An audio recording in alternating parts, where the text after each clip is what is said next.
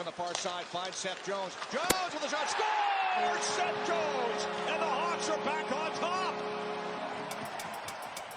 This is Seth Jones, a 6'4", heavy two-way defenseman who can skate and play on the power play. But he's been one of the most polarizing players in the NHL for nearly a decade. Finishing 4th in Norris voting in 2018, analytics have always ranked him lower than NHL coaches and managers did, but on Saturday he was traded to Florida in the 3rd blockbuster trade of his career. How high does his ceiling go? And how does his role change in Florida instead of Chicago? Let's get one major misconception cleared up. Jones isn't all bad defensively. In fact, he's actually one of the best defensemen in the league at getting the puck out of the zone through controlled breakouts. Granted, he's had a ton of practice in Chicago, but he can skate his way out of an awkward situation and he knows how to mislead forecheckers. His long reach can help him play keep away as he looks for a pass out of the zone. He has good instinct on when to pinch and keep a possession alive, which you don't normally see from someone as large as Jones. A puck battle against Mark Stone and he comes out on top using his frame and good body positioning. I think anytime Jones manages to box out the forechecker, the puck is just about as safe as it can be. He knows how to use a weak side defender to his advantage and knows how to cut back to protect the puck himself. His breakouts are really strong overall, and he knows how to time his poke checks and he can block shots, so why does The Athletic rank him in the 12th percentile defensively? Well, he does have an Achilles heel, defending on the rush. Jack Hahn wrote an article about this in 2020 and it's absolutely no better today. A player using speed through the neutral zone attacking Jones on the rush will make him look like a pylon. Jack described the problem under the term flight path, a tactic that is defensively necessary to stay with faster skaters. He used Jared Spurgeon, a 5'10" defenseman, as a classic example of this, able to go stride for stride and landing where the puck carrier is going to land like a fighter jet. He's following the flight path and knows where he has to go before the play is fully developed in order to prevent a lane to the net. Seth Jones was not good at this in 2020 and he's not good at this today. It's at the point where you don't need Nathan MacKinnon or Connor McDavid trying to burn you. It's Noah Hanifin or Brendan Saad. Pavel Dorofeev was thinking give and go, but if he dropped the shoulder, he would have had a lane. Something he actually realizes and tries to manufacture on the spot, but couldn't get enough speed. The weird thing is, once the rush play is over, Jones goes back to being a generally strong defenseman. This is his Achilles heel by all definitions of the word. Instead of killing him in battle, it might kill him in the playoffs. I mean, maybe that's a little dramatic, but let's keep this in mind as we talk about Jones defensively. He's strong, but against the rush, he's an issue.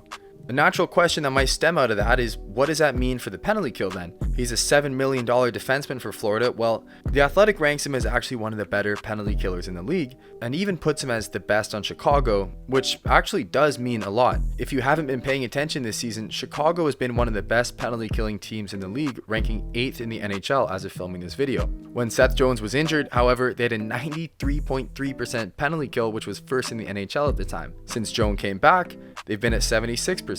This felt like a talking point for Chicago media about Jones throughout the season, questioning if he's actually adding value to the penalty kill, and I think it's actually a little bit unfair. During the stretch Jones was gone, Chicago goalies had a .943 save percentage on the PK, better than Prime Hasek. That's a little bit crazy. Their defensive rate was generally solid and still better than when Jones came back, but not elite like the stat would suggest. He stays calm under pressure and looks for clearances at all times. Against Vegas, he plays a strong side role in their diamond PK against Eichel, the primary puck handler on Vegas's power play. This game, the Chicago PK got absolutely cooked, but Jones was there every step of the way, having to cover Hurdle and the pass down to Stone while keeping pressure on Eichel. Ultimately, Eichel uses his head to fake an interest in trying to jam it in short side or going for the cross slot pass. The entire time he actually wanted to get it to Hurdle though, and when Jones bit on Eichel's fake, it was a goal against. Unfortunate. I think Jones is a good penalty killer overall, but I wouldn't pick this as my favorite spot for him. I think if I wanted to use Jones' skill set to the best of my ability, I would use him on the rush and use his shot on the forecheck. Luckily, that's exactly what I think Florida wants out of him. Last season when they won the Cup, Florida had a lot of success using a defenseman on the rush in their counterplay. Brendan Montour was the best at this, but even Aaron Ekblad got involved as a slower defenseman. Since Montour left in the offseason, Florida hasn't been able to generate as much offense from their D-men. Enter Seth Jones, who, despite being 6'4", 213 pounds, already has the fastest top speed this season from a right defenseman on Florida. This joining the rush style I think fits right in where Brandon Montour left off, as I think we're going to see a bit of a different role from Jones in Florida than anywhere else in his career. A bit more offensive and a bit less to worry about, especially with Mikkel as his line mate right now, a defenseman you can absolutely classify as defense first. Power play time might end up seeing some Seth Jones, especially as they run a 1-3-1. Seth Jones' shot has been near elite for a while now, and I think we're going to see some more goals here than in the past. Florida's 1-3-1 power play uses Barkov as a primary puck handler and tries to get it to Sam Reinhart in the bumper or Matthew Tkachuk by the slot. It's why Barkov ranks 15th in the NHL in power play assists, while Tkachuk and Reinhart are tied for 7th in the NHL in power play goals.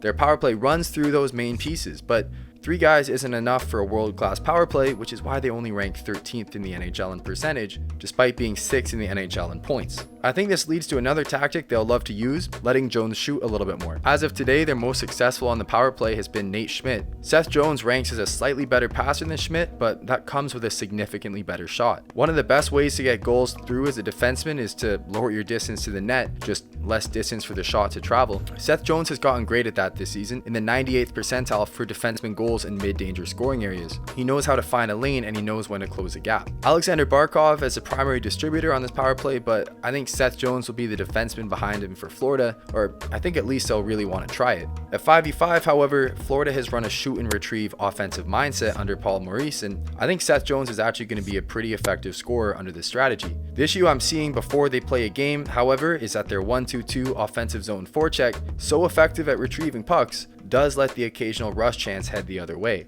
Seth Jones getting caught here could lead to some pretty ugly clips on Twitter. Surprisingly, they don't actually allow that many rush chances against, largely due to Alexander Barkov as their F3 being so effective in that role. This season and last season, they had the best rush chance prevention in the league via all 3 zones.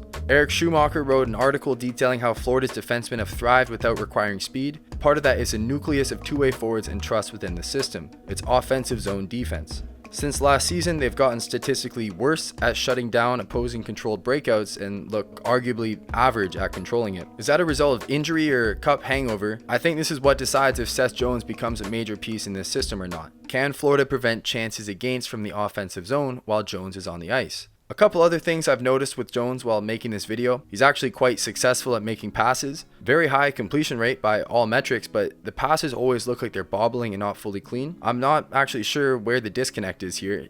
Maybe I saw a weird outlier of game footage, but the data doesn't really agree with what I saw. The vision was always great, taking time to make the right play, but he would ice it or the pass wouldn't be clean enough that, I had to make a note of that. I also wouldn't classify him as a creative defenseman. He has the build of someone who would have been absolutely elite like 20 years ago, multiple time Norris winner, etc. But with how the game has progressed, to be in that top tier of defensemen, you have to be a game changer from the defensive end, and you have to have a certain level of agility that Seth Jones just doesn't have. He makes a safe play more often than the risky one, and maybe that works to the advantage of a guy who wants to play playoff hockey and who wants to win. Yeah, I'm happy to be here, obviously. I want to play playoff hockey. And this was, obviously the number one destination for me to do that. He skates a lot, but I don't think this is a good thing. It's looking okay. It's like looking at a guy waking up at 3 a.m. every morning and posting on his Instagram story, but he's not productive all day. Rise and grind, baby. Yeah, you're scrolling on reels and taking naps before responding to all your emails in the morning. It's a bit of a tangent, maybe a poor analogy, but I don't really think he's helping himself by getting those extra minutes in. In a more fresh role with less ice time, I can't help but feel we're going to see an elite version of Seth Jones again, similar to how OEL was overworked in Vancouver and Arizona before becoming a cup winner in Florida. Jones doesn't have a full-time shutdown workload in Florida. That's Forsling's job. Let's see what Jones can do as a second pairing defenseman. Finally, I think a big reason Florida made this trade is just to kind of protect themselves from Aaron Ekblad maybe leaving in the future, and maybe they're going to try to mold Seth Jones into that number one role. It might help in negotiations as well to say, hey, listen, we don't need you on this team. We have another guy who can fill your role. So there's 2 questions I want answered as we see Seth Jones in the Florida Panthers tarp. 1, can Florida keep rush chances low with their 1-2-2 forecheck? They've been able to so far, but around the edges it isn't as strong as last season. This is where I think Jones could get exposed in the playoffs, especially if they run into McDavid again in the finals.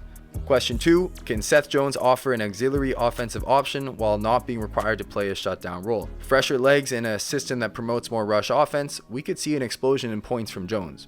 Or we could see more of the same. I'm excited to see what happens. Florida could easily repeat here, and we could be singing a whole different tune about Seth Jones if he's lifting Lord Stanley in June. Or we could see a universe where he gets exposed by speed. It's up to Paul Maurice and his systems, and it's up to the team as a whole to make sure they can capitalize on what Seth Jones is good at while limiting the plays that don't work in his favor. If you enjoyed this video, please subscribe. I'm shooting for 4 million subscribers by the end of March, and we're really not that close, so I'm really begging you guys here to please subscribe. If you like the Seth Jones breakdown, we made another one on Martin Necas after he became a Colorado Avalanche. Check it out. I think it's pretty interesting and kind of telling of what Colorado is going to do going forward. See you later, and go Panthers.